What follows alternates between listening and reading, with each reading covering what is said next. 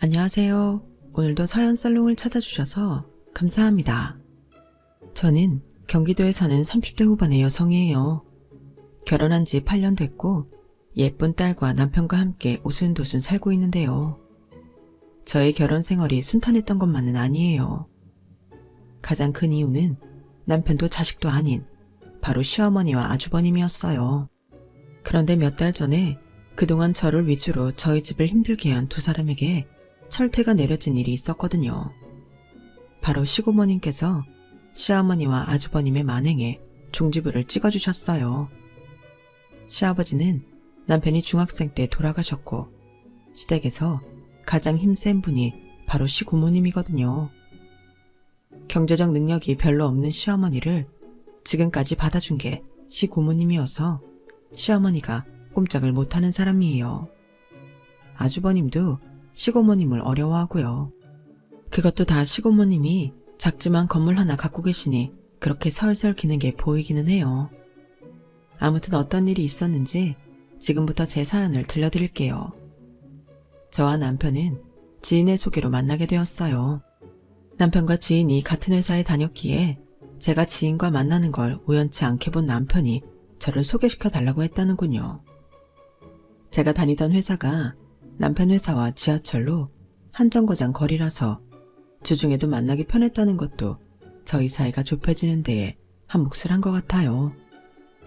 저희 회사가 남편 회사보다 규모도 컸고 저는 대학 졸업하자마자 사회생활을 시작했기 때문에 직급이나 월급은 제가 좀 더 많은 편이었어요.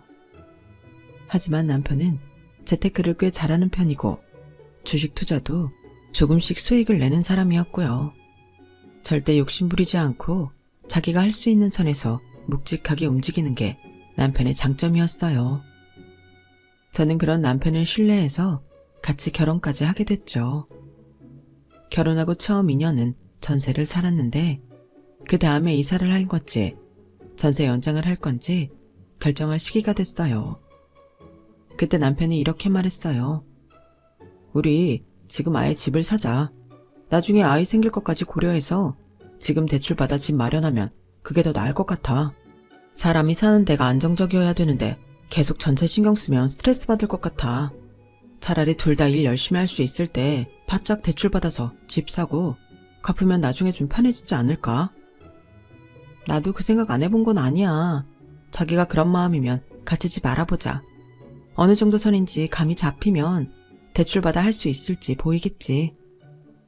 그렇게 해서 저희는 집을 보러 다녔고 지금 저희가 사는 이 아파트가 평수도 그렇고 저희가 감당할 만한 곳이라 판단했어요.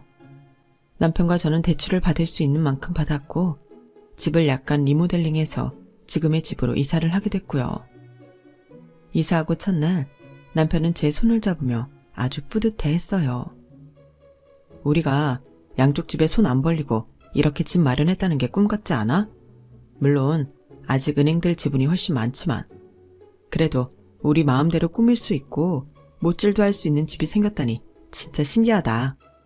나도 그래. 우리 엄마 아빠 집이 아닌 우리 공동명의 집이잖아. 내가 진짜 어른이 된 것 같고 감개무량하다. 우리 열심히 일해서 돈 갚자. 그리고 나면 진짜 좋은 날 올 것 같아. 그래. 그때까지 둘 다 쓰고 싶은 거 못 쓰고 힘은 좀 들겠지만 그래도 우리한테는 집이 있잖아. 저희는 밝은 앞날만 생각하기로 하고 기쁜 마음으로 허리띠를 졸라매고 열심히 생활했어요. 뭐 어느 정도 자기들 취미생활 포기하고 식재료로 쓸 것 최대한 아껴서 살 수 있는 곳 알아보고 물건 하나 살 때에도 더 꼼꼼히 따져보고 그랬죠. 그런데 그게 좋은 점이 저의 생활력을 길러주는 것 같더라고요. 전에는 몰랐던 것들도 많이 알게 됐고요.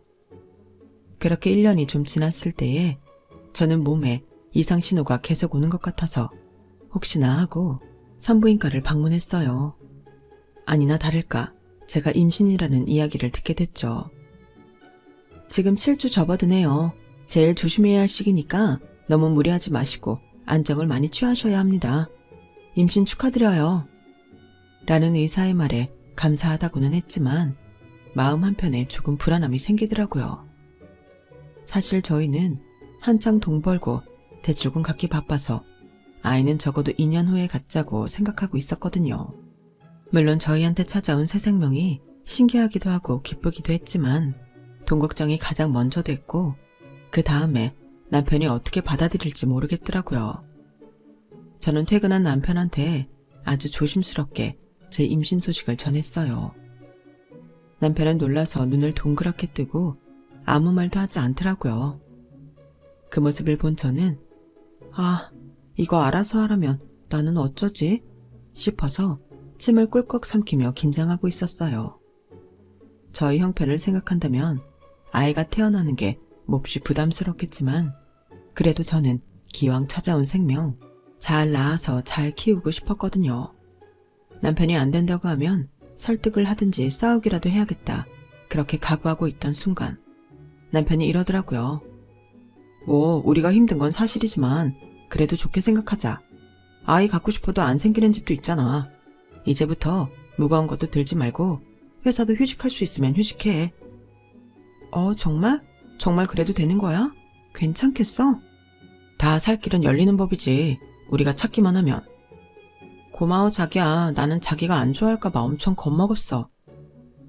힘들다고 우리 아기를 어떡해. 잘 키울 생각부터 해야지. 고마워. 나 지금은 별로 힘들지도 않고 아직 휴직할 생각 없어. 회사 다닐 수 있을 때까지 잘 다닐 거니까 같이 노력하자. 고마워 자기야. 내가 스스로 건강 신경 많이 쓸게. 뭐가 고마워. 당연한 거지. 나도 더 많이 노력할게. 저는 무리하지 않는 선에서 회사 일에 최선을 다했어요. 그런데 남편은 저는 생각하지 못한 미래 일까지 생각했더라고요. 쉬는 날까지 반납하고 아르바이트도 하고 대리운전도 하길래 그렇게까지 무리하지 말라고 했더니 이러더라고요. 우리 아이 위안 적금은 대출금 갚은 후로 미루고 있었잖아. 아니면 어느 정도 갚은 다음부터 들던지. 그래서 아이를 위한 게 아무것도 없으니 조금씩이라도 모아놔야지. 아빠라는 사람이 어디서 돈이 뚝 떨어지기만 기다리고 있을 수 있어? 그래도 너무 무리해서 건강 나빠지면 어떡하려고 그래. 그러면 이렇게 돈 버는 게 다 무슨 소용이야. 걱정하지 마. 나 체력 하나는 타고났잖아. 나도 내 건강 해치면서까지 일 벌리지는 않을 거야. 그런 남편을 보며 제가 사람 하나는 참 잘 봤다고 생각했어요. 그리고 시간이 흘러 저는 예쁜 딸아이를 낳았고 많은 사람들이 축하를 해줬어요. 친정에서는 물론이고 시고모님한테도 축하를 받고 얼마간의 현금도 받았죠. 그런데 그걸 시어머니랑 아주버님이 그냥 못 넘어가고 조금 깐죽거리긴 하더라고요. 우리 며느리는 애 낳았다고 형님한테 돈도 받고 좋겠네. 애 낳을만 하네. 재수씨, 그거 그냥 꿀꺽할 거 아니죠? 나중에 한턱 쏴야 해요. 어머, 이거 우리 애기한테 준 거라고 생각했는데요. 나중에 우리 다운이 다 커서 말 알아들을 때 물어보고 한턱 쏴도 된다고 하면 쏠게요. 라며 저도 잘 빠져나가긴 했지만 한편으로는 괘씸했어요. 시어머니는 자기 친손녀가 태어난 건데도 축하 선물 하나 없었고 아주버님도 마찬가지였거든요. 그동안 살면서 두 사람 성격 파악한 게 있으니 저도 가만히 당하지만은 않고 돌려서 말한 거였고요. 그런 거 보면 남편이 돌아가신 시아버지를 닮은 건지 두 사람하고는 영 딴판이라 참 다행이라는 생각이 들어요. 남편은 제가 몸조리 잘해야 한다며 무척 신경을 많이 써줬어요. 아이가 100일 될 때까지 제가 설거지도 못하게 했고 자기가 바빠서 집안일 못하면 친정엄마한테 직접 부탁까지 들어가며 도와달라고 했고요. 최서복은 어쩜 사람이 그렇게 반듯한가 몰라. 말 안 해도 어련히 친정엄마가 도와줄 텐데 항상 미안해하며 용돈까지 주니 내가 사위 하나는 잘 얻었네. 라며 친정엄마도 남편을 칭찬했어요. 그러다가 남편은 친한 선배와 함께 레스토랑을 열게 됐어요. 서울의 젊은 사람들과 외국인 관광객이 많이 모이는 장소에 레스토랑을 연다고 하니 걱정도 많이 됐지만 그동안 남편이 하던 일도 식품 개발 쪽이었고 언젠가는 자기 가게를 가져보는 게 꿈이었던 것도 알고 있었기에 저는 남편을 믿고 응원해줬어요. 자기가 언제 허투루 일 벌리는 사람이야? 다 할 때가 됐으니까 하는 거겠지. 솔직히 말해봐. 레스토랑 하려고 그동안 더 악착같이 돈 번 거지? 그랬지. 그런데 우리 다운이도 태어나게 돼서 더 열심히 한 것도 맞고. 나 이 사업 만만하게 보고 시작한 거 아니야. 선배도 이쪽 업계에서 뼈가 굵은 사람이라 둘이서 쉬는 날마다 만나서 사업 구성하고 계획했으니까 너무 걱정하지 않아도 될 거야. 알았어. 나는 주변에 입소문 많이 낼 테니까 우리 열심히 또 가보자고. 그렇게 남편은 딸이 태어나고 5개월 후 레스토랑 개업을 했고 저는 그로부터 2달 후 회사에 복직했어요. 남편은 육아휴직 1년은 무조건 쓰라며 저의 이른 복직을 반대했지만 남편만 고생하는 것 같아 미안한 마음이 너무 컸어요. 그리고 엄마가 되고 보니 한 푼이라도 더 모아서 내 자식 더 좋은 거 해주고 싶은 마음이 마구 생기더군요. 사소한 간식 하나라도 더 품질 좋은 거 먹이고 싶고요. 그러려면 돈이 들어가니 좀 더 벌어 보태야겠다 했죠. 남편은 제 걱정을 했지만 저는 괜찮다고 했어요. 나도 얼른 다시 대출금 갚는 데에 한 푼이라도 일조하고 싶다고. 자기한테만 짐 지우는 것 같아 미안하고. 다운이한테도 더 좋은 거 해주고 싶어. 그러니까 이제 말리지 마. 말려도 나가서 일할 거야. 알았지? 알았어. 나도 얼른 자리 잡아서 정한이가 걱정 안 하고 집에 있을 수 있게 했으면 좋겠다. 요새 여유 있어도 다 맞벌이하고 그래. 미안해하지 마. 저희가 계속 함께 해올 수 있었던 가장 큰 이유는 이렇게 서로의 힘듦을 이해했던 거라고 생각해요. 물론 중간중간 시어머니나 아주버님이 자기들 용돈 달라고 태클을 걸 때에는 짜증났지만 그것도 남편이 중간에서 선을 잘 그어줬거든요. 아무튼 저는 복직해서 다시 열심히 일을 했고 친정엄마는 딸아이를 봐주며 저희를 응원해 주셨어요. 야근을 하거나 출장을 가서 일에 치일 때는 너무 힘들고 어쩔 때는 다 때려치우고 싶기도 했지만 그럴 때마다 저를 잡아주는 건 딸아이였어요. 그리고 항상 저희를 위해 성실하게 애쓰는 남편하고요. 저희 부부는 정말 열심히 살았고 그 덕분에 5년 만에 대출금 대부분을 갚았고 그 사이 남편의 레스토랑도 맛집으로 인정받아 예약이 많아졌어요. 코로나 때 힘든 시기도 있었지만 그때 남편과 남편 선배는 레스토랑의 메인 메뉴들을 밀키트로 만들어서 온라인 판매를 했고 그게 생각보다 잘 돼서 오히려 지금은 손님을 끌고 온 원동력이 됐죠. 막연하게 시작하지 않았다는 남편 말은 사실이었어요. 철저한 준비와 성실함으로 남편은 잘 자리를 잡아갔죠. 그리고 얼마 후 우리 부부는 마지막 대출금을 갚게 됐어요. 그날의 후련함은 정말 잊지 못할 거예요. 저희는 남편 레스토랑에서 와인잔을 부딪히며 서로의 노고를 축하해 주었어요. 딸아이하고는 맛있는 주스로 건배를 했고요. 그동안 뒤에서 묵묵히 저희를 응원해 주시고 도와주신 친정 부모님과 시고모님한테도 작지만 선물도 해드렸어요. 얄밉기는 해도 시어머니와 아주버님께도 한우 사드리며 챙겼고요. 친정 부모님은 저희 보고 애썼다며 눈시울을 붉히시고 딸아이 선물이며 저희 부부 커플 지갑을 사주시며 더 많이 돌려주셨고 시고모님도 딸아이 이름으로 금일봉을 주셨어요. 그런데 여기서 정말 기가 막힌 일이 벌어지고 마는데요. 바로 시어머니와 아주버님이 저와 남편 속을 뒤집어 놓은 거였어요. 저희가 빚다 갚았다고 두 사람에게 선물을 한 건 그저 인사치레였지 저희가 돈 벌고 바쁘게 살 동안 단 한 번도 도와준 적이 없는 사람들이었어요. 그런데 그 선물을 보낸 후에 주말에 시어머니와 아주버님은 저와 딸아이만 있는 집을 방문하더니 다짜고짜 이러더군요. 예, 이제 니네 한숨 돌렸으니 우리 상원이 가게 좀 차려줘야겠다. 네? 무슨 가게요? 저희가 아주버님 가게 차려줘야 한다고요? 그럼 상원이가 얘 말고 또 있니? 재원이 가게 2호점 내도 될 만큼 충분히 잘 되고 있잖아. 그거 상원이가 하면 딱 좋지 않겠어? 형제가 사이좋게 본점 2호점 나눠서 하면 남들 보기에도 좀 좋아? 엄마, 본점이라고 하지 마. 명색이 내가 형인데 내가 본점 가져도 모자랄 판이잖아. 근데 재훈이 자식 지가게는 동업하는 거니 줄 것 같지 않고 그러니까 1호점 2호점 이렇게 불러. 그럴까 우리 아들? 그게 좋겠네. 큰아들이라면 꿈뻑 죽는 시어머니는 그런 기가 막힌 말에 좋다고 맞장구를 치며 하하호호 했어요. 저는 어이가 없었지만 차근차근 말을 해나갔죠. 어머니, 레스토랑이 잘 되는 건 분명하지만 그 사람한테서 다른 가게 낸다는 말은 들어본 적 없어요. 그리고 저 이제 막 빚 다 갚아서 한숨 돌리는 거라 2호점을 낼 여윳돈은 없고요. 또 이건 전적으로 그 사람 일이라 저한테 말씀하셔도 별 소용이 없어요. 아니 그러니까 너희가 다시 대출 받아서 2호점 내고 또 갚아나가면 되는 거 아니냐? 한 번 갚았는데 2번 못 갚니?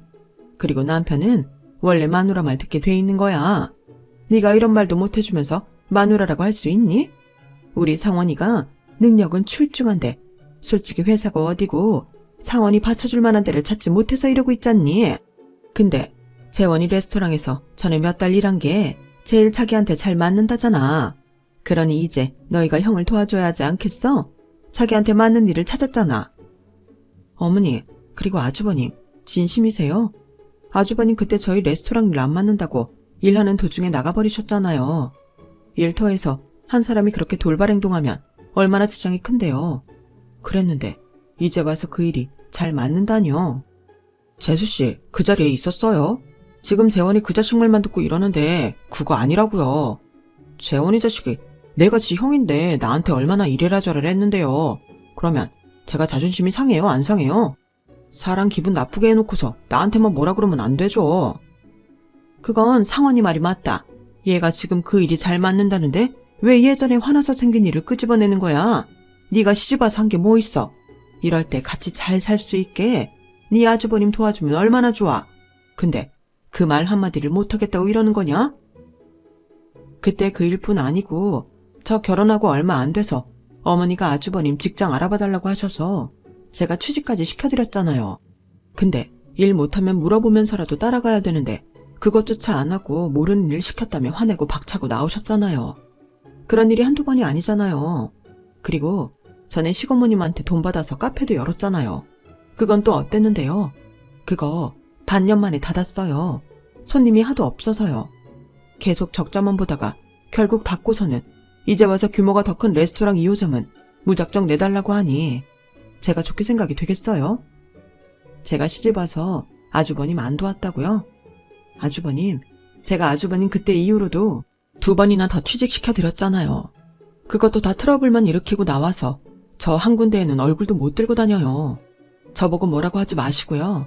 정 레스토랑 하고 싶으면 남편한테 직접 말씀하세요. 전 얘기 못해요. 남편이라고 저와 뭐 다르겠어요? 당연히 안 된다고 했죠.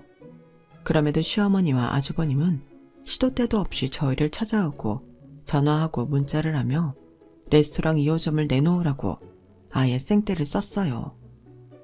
사실 전에 카페를 차린 것도 시고모님한테 한 달에 얼마씩 갚을 거라고 해놓고는 지금까지 단 한 푼도 갚지 않고 있는 아주버님인데 저희한테라고 다르겠어요.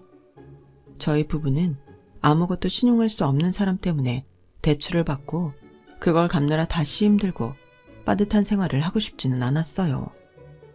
사실 그 일 때문에 시어머니와 아주버님은 시고모님 앞에서 말도 제대로 못하고 생활비 끊길까봐 전전긍긍하고 있는 형편이었어요. 그러니 이제는 저희더러 가게를 하나 내놓으라고 하는 거죠. 그동안은 저희가 대출금 갚는다고 정신 없었으니 말하고 싶어도 돈 넣을 구멍이 없으니까 말을 못한 게 아닌가 싶더라고요. 저와 남편이 안 된다고 분명하게 말을 했음에도 시어머니와 아주버님은 끈질기게 물고 늘어졌어요. 저한테는 회사까지 찾아와서 졸라댔고요. 재수씨, 그냥 안 된다고만 하지 말고 왜 그러는지 확실한 이유를 대요. 무작정 재원이 따라서 반대만 하는 거잖아요. 재수씨는 재수씨 생각 없어요? 재원이 하라는 대로 끌려다니지 말고 자기 의견을 확실히 가져야죠. 이래가지고 회사에서 일은 어떻게 해요? 눈치 보고 윗사람한테만 잘 보이면서 다니나? 제 회사 생활까지 아실 필요는 없고요. 저번에 말씀드렸는데 그 얘기 또 해드려요? 듣고 싶지 않을 것 같은데요. 아주버님, 레스토랑 일이 잘 맞을 것 같으면 그때 재원씨가 뭐라고 했어도 버텼어야 맞아요. 그뿐인가요? 제가 소개시켜드린 회사들에서도 얼마 못 다니고 나가버리고 심지어 손해까지 끼쳤잖아요. 재원 씨가 소개했던 음식점에서도 내가 누군 줄 아냐고 큰소리만 치다가 잘렸다면서요. 그런 데에서 누구한테 소개받고 들어오고 그게 뭐가 중요해요? 일하는 사람들은 일 잘하냐 못하냐가 중요하죠. 그런데 아주버님 가시는 데마다 일은 안 하면서 내가 누구누구 소개로 온 사람이다, 이런 것만 내세우다가 누가 뭐라고 하면 일이 어떻게 되든 말든 책임감 없이 나오셨는데 그런 사람을 뭘 믿고 2호점을 차려주겠어요. 돈이 없어서 하지도 못하지만 돈이 있다 해도 아주버님한테는 안 돼요. 신용 없는 사람하고 무슨 일을 하겠어요. 잘못하면 지금 잘 나가고 있는 가게 이미지에 먹칠만 하는데요. 제 말에 시어머니가 발끈해서 난리쳤어요. 뭐가 어쩌고 저째? 그놈의 혓바닥 참 길기도 하구나. 네가 뭔데 우리 상원이한테 그런 소리를 하는 거냐? 해주기 싫다고 아주 아무 말이나 갖다 붙이는 모양인데 인생 그렇게 살지 마라. 니네만 잘 살고 우리 상원이 무시하겠다는 속셈이잖아. 이거 잘 알아둬. 니네 자고로 집안은 장남이 잘 돼야 모든 게 술술 풀리는 거야. 그런데 니네가 이런 식으로 장남 무시하고 니네끼리만 잘 먹고 잘 살겠다고 해봐라. 세상에 무슨 일이 되겠냐? 지금 그깟 가게 좀 잘 나간다고 이따위로 건방을 떨어? 그런 심보로 어디 언제까지 잘 나갈 수 있나 두고 보자. 원, 상원이한테 제대로 맞는 것을 소개시켜줘야 얘도 일을 했을 거 아니겠니? 지가 어디서 허접한 데만 소개해줘놓고 다 상원이 잘못이라고 덤탱이를 씌워? 이런 싸가지 없는 걸 봤나? 다운애미 너 이제 보니 아주 못돼 처먹었구나. 가게 하나 내는데 대출금 뭐 얼마나 든다고 그거 하나를 못 해준다고 둘이서 입 맞추고 이렇게 쌍심지를 켜는 거냐? 지들이 능력 있으면 하나밖에 없는 형 도울 줄도 알아야지. 몇 년 대출도 갚았으면서 지들 형 일에는 못한다고 하는 게 말이 돼? 시어머니와 아주버님은 이렇게 말도 안 되는 소리를 해대며 제 신경을 긁었고 저는 너무 열이 받아서 남편한테 전화로 한마디 했어요. 아니, 어머님이랑 아주버님 해도 너무하는 거 아니야? 어떻게 회사까지 찾아와서 그동안 내가 아주버님한테 맞지 않는 데만 소개시켜줬다는 둥, 나더러 싸가지 없고 못돼 처먹었다는 둥 그런 말을 할 수 있어. 그 말을 들은 남편도 화가 났는지 전화를 끊어보라고 하더니 바로 아주버님한테 전화를 한 모양이었어요. 퇴근하고 집에 갔더니 10분도 안 돼서 아주버님하고 시어머니가 득달같이 들어와서 거실에 자리를 잡더라고요. 저는 바로 딸아이를 데리러 가야 했지만 어쩔 수 없이 친정엄마한테 SOS를 쳐서 잠시 데리고 있어달라 부탁했어요. 그리고 남편한테 지금 집에 시어머니랑 아주버님이 와 있다고 문자를 보냈죠. 두 사람은 눈에 불을 켜고 저를 금방이라도 잡아먹을 것 같았어요. 재수씨도 참 입도 싸고 인격이라고는 눈꼽만큼도 없는 사람이네요. 아니, 우리가 회사 찾아간 것까지 재원이한테 일러 바쳐요? 무슨 초딩이에요? 그런 것까지 쪼르르 다 바로 말하게. 그런 건 말하면서 왜 나 2호점 내주라는 말은 그렇게 못하는데? 그냥 대출 받아서 차려줘요. 그러면 깔끔하잖아. 그게 이 집에서 어려운 일도 아니고 그럼 우리 다 각자 편하게 살 수 있는데 왜 이렇게 고집을 부리지? 우리 다 누가 편하게 살아요. 아주버님하고 어머니나 편하지. 그 돈은 누가 갚고 거기서 나갈 손실은 누가 책임지는데요. 아주버님, 제가 진심으로 말씀드리는데요. 아주버님은 가게 하나를 맡을 깜냥 안 돼요. 레스토랑 운영하는 게 그렇게 쉬운 일인 줄 아세요? 아주버님 몇 평 안 되는 동네 작은 카페 하나도 감당 못해서 문 닫고 손해만 보고 보증금도 못 건졌잖아요. 레스토랑은 주방의 홀 매니저에 그 외 직원들까지 사람들 신경 쓸 것부터 해서 음식 맛에 재료들 질까지 일일이 다 체크해야 되는 일이라고요. 그걸 아주버님이 어떻게 할 수 있겠어요? 여태까지 조금만 힘들면 다 그만두고 다 내 책임 아니라며 발뺌할 사람이 할 수 있는 일 아니에요. 그러니까 정신 차리세요. 전에 카페 때문에라도 시고모님 눈치만 보면서 어떻게 저희한테 레스토랑 내달라는 말을 할 수 있어요? 그러자 아주버님은 흥분해서 얼굴이 뻘개져 자리에서 일어났어요. 야, 너 말 다 했어? 네가 감히 나한테 그따위 말을 해? 뚫린 입이라고 윗사람한테 아무 말이나 해도 되는 줄 알아? 시어머니는 아예 저를 뒤로 확 밀쳐 넘어뜨렸어요. 이게 진짜 보자보자하니까? 야, 네가 마음보를 그따위로 쓰니까 일이 되는 게 없지. 재원이가 괜히 지영한테 아무것도 안 해주겠어? 네가 다 뒤에서 조종했지? 그렇지? 이 못된 것을 봤나? 하더니 저를 붙잡고 너 죽고 나 죽자며 제 멱살을 잡았다가 머리끄댕이를 잡았다가 난리도 아니었어요. 아주버님은 자기한테 감히 할 소리 못할 소리 했다며 방방 뛰고 있었고요. 제가 더는 참지 못해서 막 시어머니를 밀쳐버리려고 할 때 갑자기 현관문 열리는 소리가 들렸어요. 그러더니 시고모니 목소리가 울려 퍼졌죠. 그만두지 못해? 니들이 제정신이냐? 그 말에 시어머니도 아주버님도 순식간에 조용해졌어요. 두 사람은 얼음이라도 된 듯 그대로 멈춰버렸고 화가 잔뜩 난 시고모니가 남편을 보고는 어쩔 줄 몰라 하더군요. 정확히 말하자면 시고모님 때문이었어요. 시어머니는 자리에서 벌떡 일어나 어떻게든 수습해보려고 남편과 저를 탓하는 말을 했어요. 아니, 채원이 너는 왜 고모를 여기까지 모시고 온 거야? 안 그래도 허리도 안 좋고 혈압도 높으신 양반. 잘못 해결하다 하면 어쩌려고 그래? 우리 문제를 우리끼리 해결해야지. 이게 대체 뭐 하는 짓이냐? 니네 부부는 쌍으로 못 말리겠다. 올케가 내 생각을 그렇게나 해주는 줄은 정말 몰랐네. 그러면 나한테 허리는 괜찮냐? 혈압은 어떠냐? 전화 한 번이라도 해주지 그랬어. 상훈이 카페 접고 나서 나한테 연락 한 번 안 했잖아? 그래놓고는 이제 얘들한테 가게 2호점 내놓으라고 성화라며? 고모, 그게 아니고요. 성화라기보다는 서로 얘기를 잘해봐서 일을 잘 되게 하려는 거죠. 말을 그렇게 하시면 안 되죠.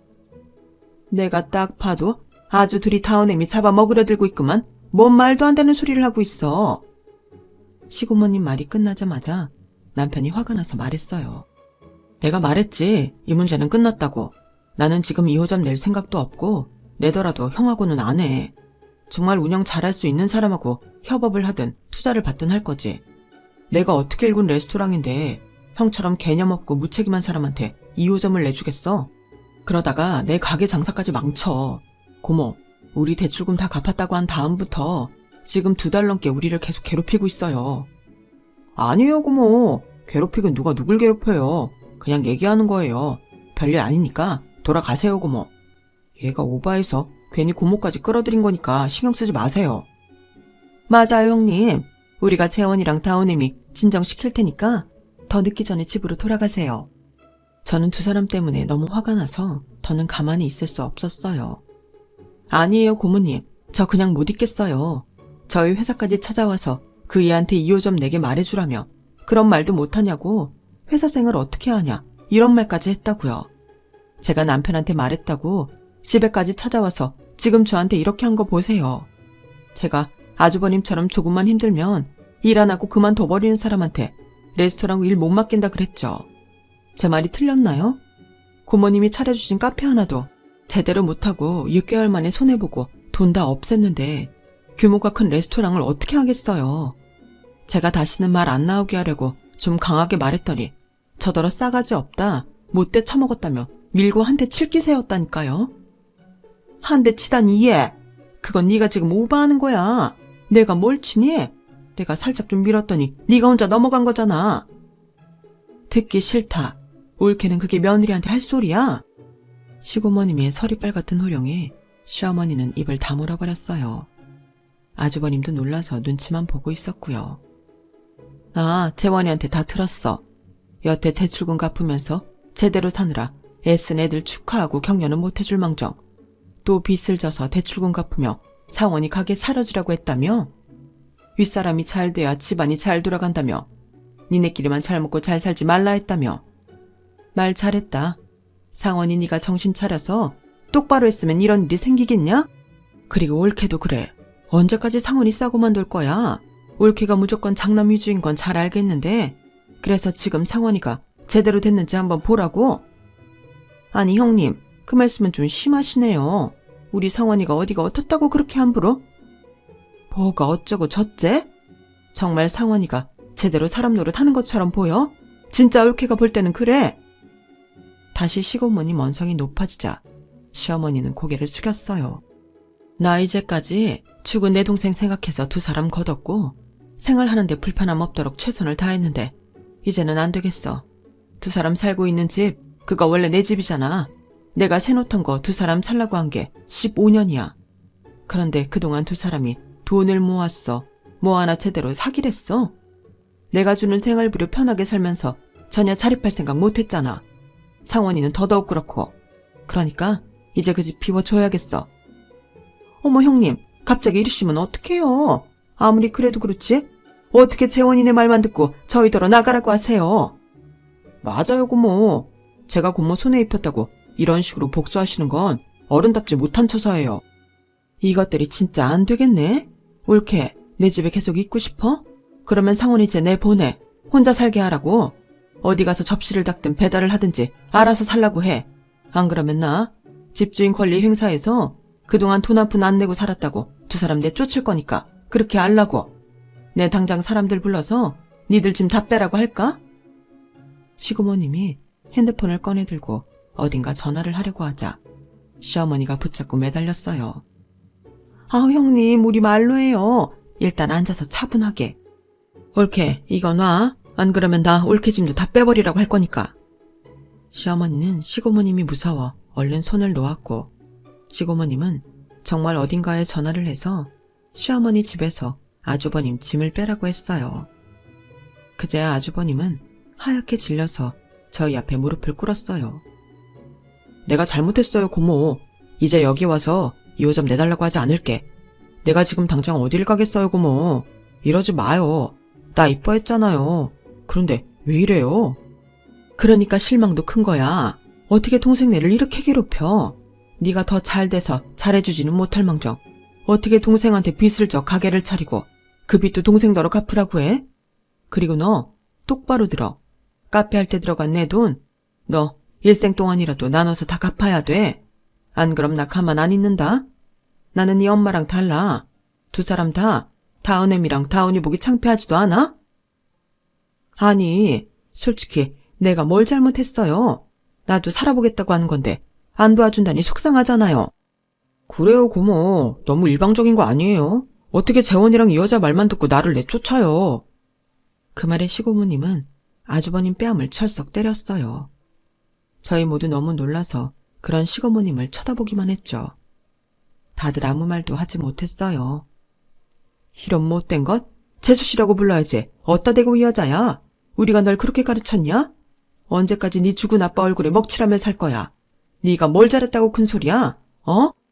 그리고 시고모님은 제 손을 붙잡고 사과하셨어요. 미안하다. 우리가 모자라서 너한테 이런 꼴을 보였구나. 재원이랑 살아보겠다고 열심히 인 너한테 정말 면목이 없다. 그러자 뒤에서 아주버님은 자기한테 너무한다며 통곡을 하며 울더군요. 하지만 시고모님은 눈 하나 깜짝하지 않으셨고 결국 아주버님 짐을 집에서 다 뺐어요. 솔직히 시고모님이 걷어주지 않으면 갈 데 없는 시어머니는 시고모님이 하자는 대로 할 수밖에 없었고요. 결국 아주버님은 혼자 사는 친구네 방세를 내며 지내기로 하고 들어갔다고 해요. 시고모님은 아주 독하게 마음 먹으셨고 이 기회에 혼자 일할 수 있게 만들라고 시어머니한테도 단단히 일러두시더라고요. 또 저나 남편을 괴롭히면 그때는 알아서 하라면서요. 시어머니는 어쩔 수 없이 저희와 연락을 끊으셨고 아주버님은 친구네 회사에서 아르바이트부터 시작하게 됐고요. 아주버님은 끝까지 저한테 사과는 하지 않았지만 그래도 전화로 문자로 시달리지 않으니 그것만도 다행이었죠. 지금까지 몇 달 동안 저희는 다시 일상을 되찾았고 시고모님은 또다시 아주버님이나 시어머니가 돈 문제나 가게 일로 무슨 얘기를 하면 바로 연락하라고 하셨어요. 두 사람은 시고모님한테 하도 혼쭐이 나서 몇 달이 지나도록 저희한테 연락 한 번이 없네요. 이 기회에 아주버님도 자립을 제대로 하면 좋겠다 싶네요.